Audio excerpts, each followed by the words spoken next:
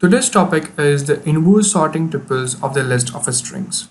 We are going to solve this problem by using a sorted method and a lambda function. So first we are going to initialize our list of tuples over here, that is 4, 2, 5, 6, 8 and 3 and 1. This is how we are going to the numbers we are going to sort it out. So over here we are going to sort, and the iterable which you have passed, which is the list one, and the key that is on which basis is going to get sorted out is equals to the lambda, which is our function. I tends to be to the minus I of a 1 comma minus I of a 0.